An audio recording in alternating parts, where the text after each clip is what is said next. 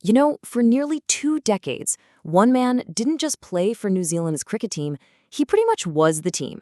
So today, we're talking about the incredible story of Sir Richard Hadlee, the fierce, brilliant all-rounder who, and this is no exaggeration, single-handedly put his entire nation on the cricketing map.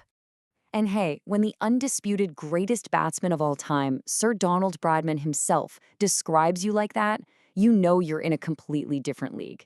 This quote just perfectly nails the essence of Hadley's genius. It wasn't just about raw power, it was pure artistic skill. So, who exactly was Richard Hadlee? Well, he was born in Christchurch, and he came from what you could only call cricket royalty. I mean, his father and two brothers also played for New Zealand. But Richard, he was destined to become the biggest legend of them all. Now, for anyone who's kind of new to the sport, Hadlee was what we call a bowling all-rounder. What does that mean?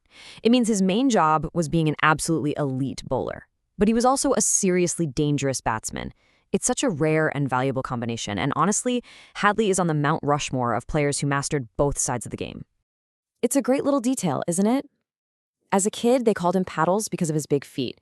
It's such a humble, humanizing start for a man who would go on to leave an absolutely colossal footprint on the game of cricket.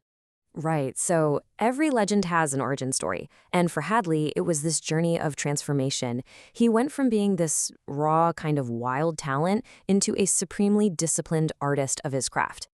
So his career starts off in New Zealand, which makes sense. But the really interesting part on this slide, it's that third point. His decision to go play for Nottinghamshire in the English county competition, well, that was the crucible where his legend was truly forged. See, in England, you just couldn't be a tearaway fast bowler every single day. The schedule was brutal. It taught him to rely on rhythm, on intelligence, and on the subtle arts of swing, making the ball curve through the air, and seam, making it dart off the pitch. This is where he went from being just fast to being truly great. And that greatness, it was then unleashed on the rest of the world. This was Hadlee at his absolute peak. Just an unstoppable force who led a small cricketing nation to victories they had only ever dreamed of, especially against their biggest, fiercest rivals. Just look at that number. 9 wickets for 52 runs. In cricket, taking all 10 wickets in an innings is basically a perfect game. He got as close as you can possibly get, and he did it in one of the most hostile places imaginable, Brisbane, Australia. But it's the context here that makes it so legendary. This wasn't just some great performance, it was nation-defining. Back in 1985, he didn't just beat Australia, he completely dismantled them. And in doing so, he secured New Zealand's first-ever series victory on their rivals' home turf. He was the New Zealand attack. And this quote perfectly explains how he did it. It wasn't magic, it was pure mastery. Line and length just means he found that perfect spot on the pitch and just hammered it, ball after ball, with relentless accuracy, rhythm, and control. It was the art of fast bowling perfected. To really get a sense of his stature, you have to see him next to the other titans of his era, England's Ian Botham, Pakistan's Imran Khan, and India's Kapil Dev. I mean, all of them were gods of the game. But what this shows is that statistically, as a pure bowler, Hadlee was simply a cut above even that incredibly elite group. So as his career moved into its final phase, it became this thrilling countdown. Hadlee wasn't just playing matches anymore, he was chasing history.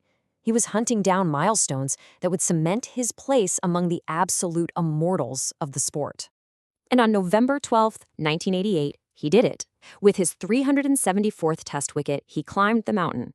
He flew past Ian Botham to become the highest wicket taker in the history of Test cricket. The record was his.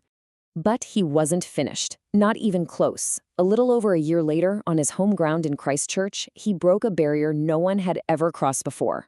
He became the very first bowler in the history of the game to take 400 Test wickets. Just a truly monumental achievement. So after all that, the records, the victories, carrying a nation on your back for almost 20 years, how do you possibly write a fitting final chapter? How do you say goodbye? You do it like this.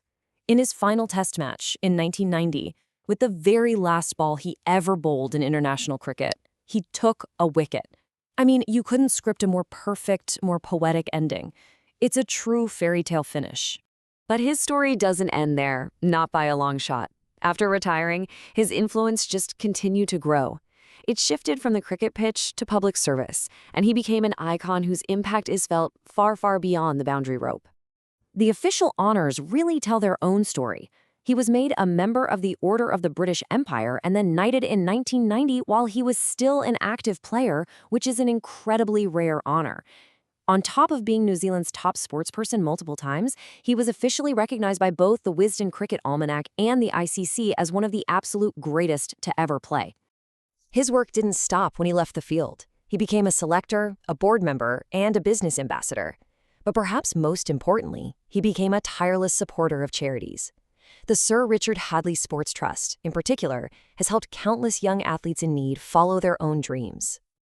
So if you boil it all down, what is the essence of Sir Richard Hadlee?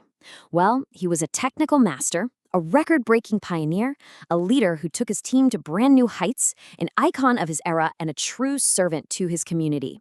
That, right there, is his legacy. And that kind of leaves us with a final thought.